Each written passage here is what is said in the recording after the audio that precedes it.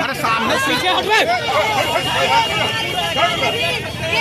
बबुआ सरकार है, ये जमीन मिलाद पिंटू की सरकार है। चलिए हटिए आप लोग, हटिए चलिए हटिए आप लोग।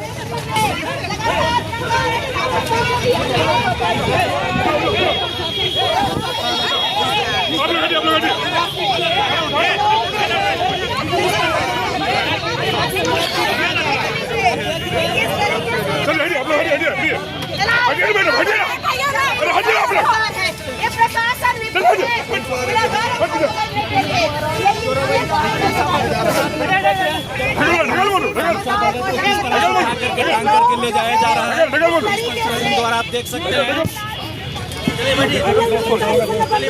देखिए किस तरह से धक्का मुक्की कर करके किसी तरह खींचतान करके निशा भगत को अंदर और सारे लोग मिल करके जो है निशा भगत को बैठाने का प्रयास कर रहे हैं। गरीब आदिवासियों में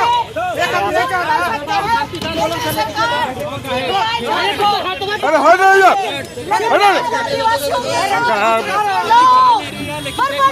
व्यवहार कर रहे हैं। बस चले और ये लोग हमें नंगा करके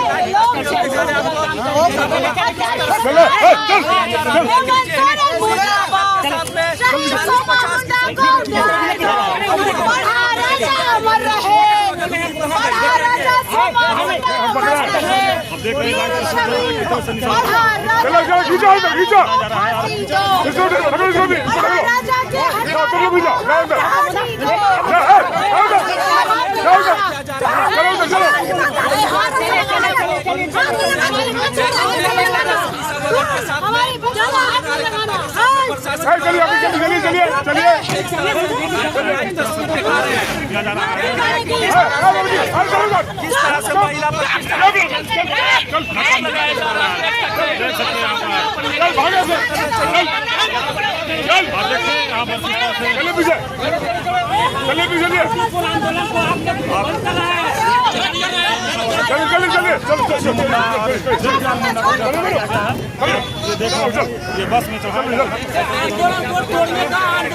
झारखंड राज्य में अगर कोई हिंदू मुस्लिम सिख ईसाई के जो सबसे बड़े ओहदे में बैठने वाले, चाहे हिंदुओं के पंडित हो, चाहे ईसाइयों के चर्च के फादर हो, चाहे कार्डिनल हो, सिस्टर फादर हो, चाहे आप देख लीजिए कि ईसाई समुदाय के लोग जिस तरीके से अपना आदिवासियत का बात करते हैं वो भी नहीं दिखाई दे रहे हैं।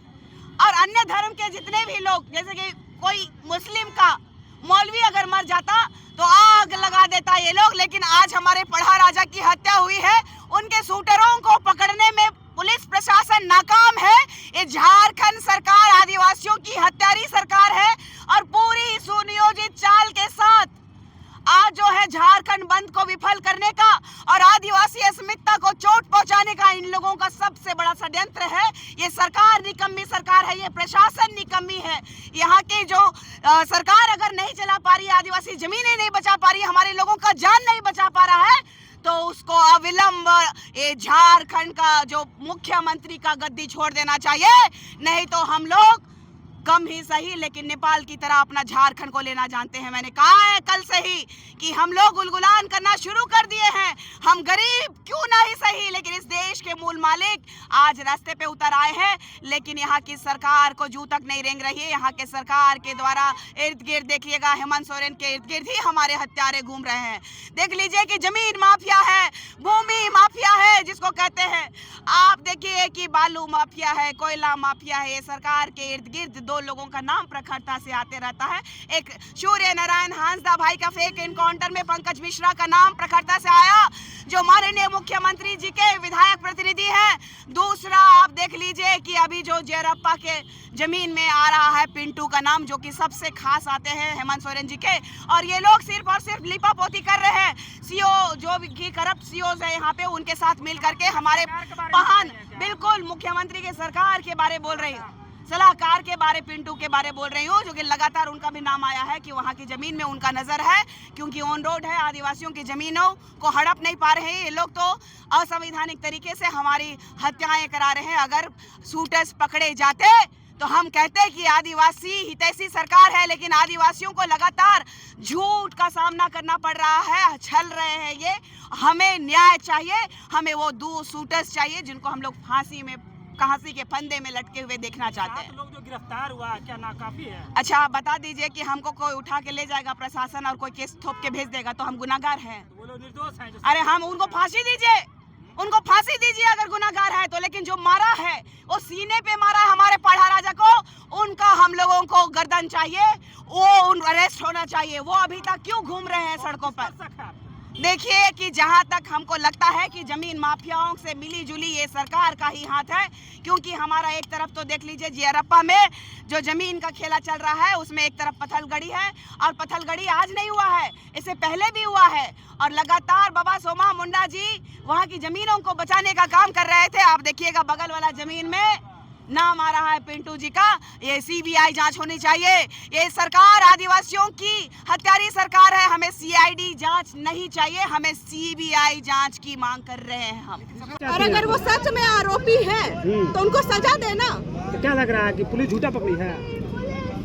पुलिस प्रशासन का क्या काम है, नहीं काम है, मैं साफ तौर पर यहाँ पे हाई कोर्ट, यहाँ के सरकार और यहाँ के पुलिस प्रशासन से साफ तौर पर कहना चाहती हूँ कि आरोपी को अगर पकड़े हो, वो सचमुच का अगर आरोपी है तो उसको मारो, जान के बदले जान।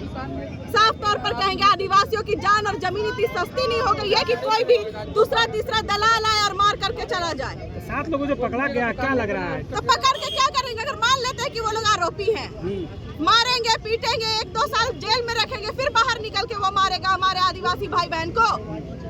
सोमा मुंडा जी की हत्या सिर्फ हत्या नहीं, वो हमारे अभिभावक थे, वो आदिवासी अस्मिता पर हत्या है और यह आदिवासी समाज रुकेगा नहीं।